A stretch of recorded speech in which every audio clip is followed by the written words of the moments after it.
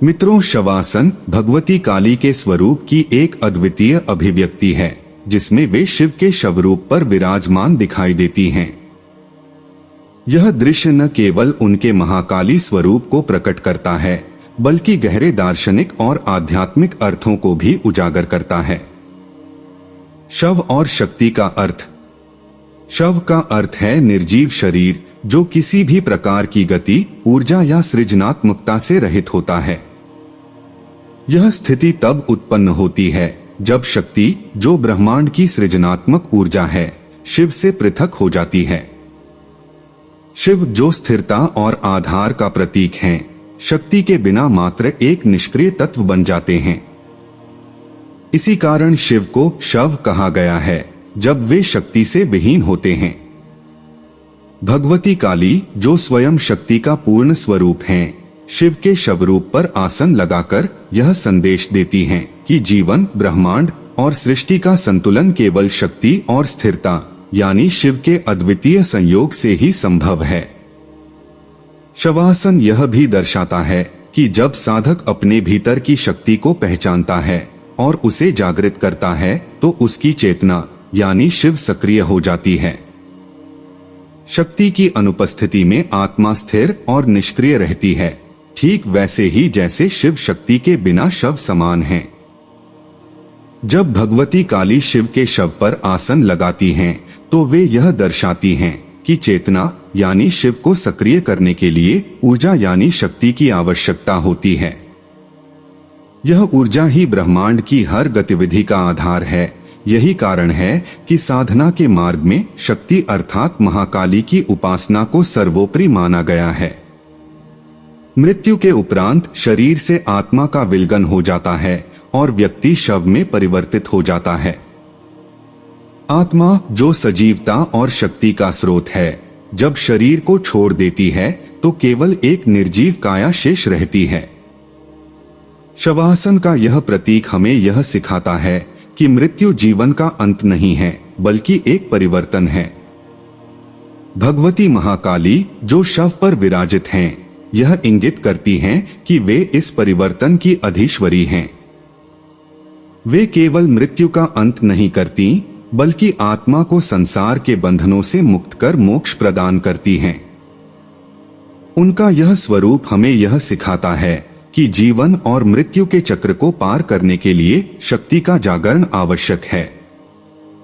मां को मुक्तकेशी कहा गया है, जिसका अर्थ है कूले केश, विलासिता से परे भगवती का स्वरूप हैं।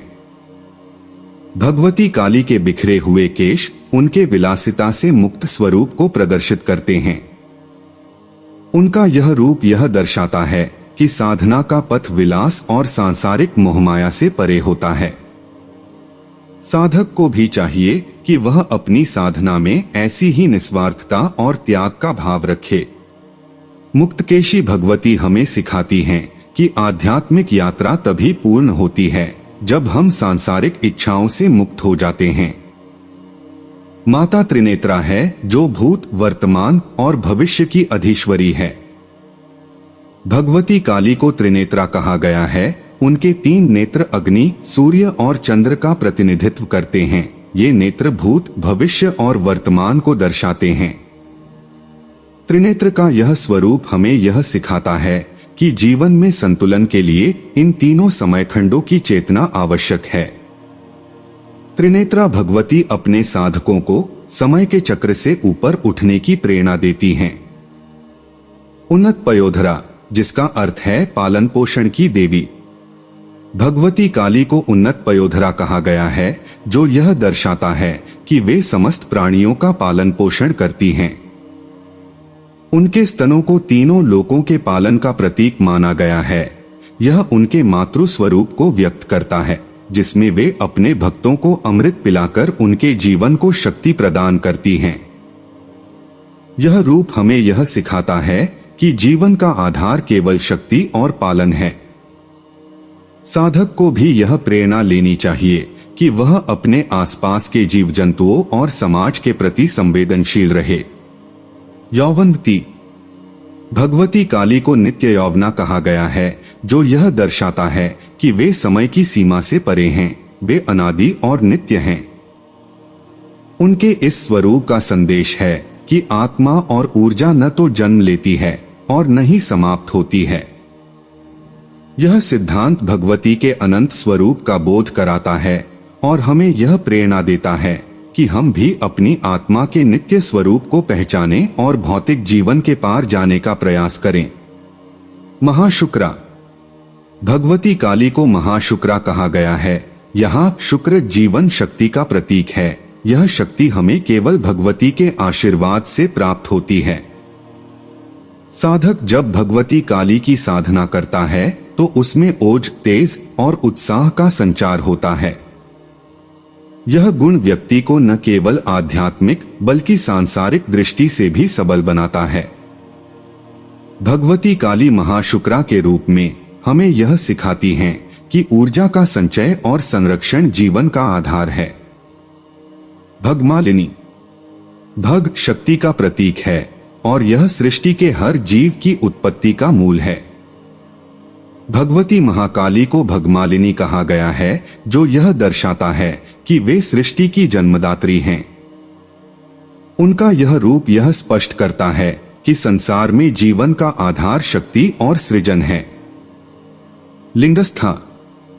रज यानी शक्ति और शुक्र यानी शिव का संयोग ही जीवन की उत्पत्ति का आधार है। भगवती काली को लिंगस्था कहा गया है, जिसका अर्थ है कि वे सृजन और शक्ति का संयोग हैं। यह स्वरूप हमें यह बोध कराता है कि सृष्टि का मूल शिव और शक्ति के मेल में निहित है। पूजन विधि। साधना का मार्ग।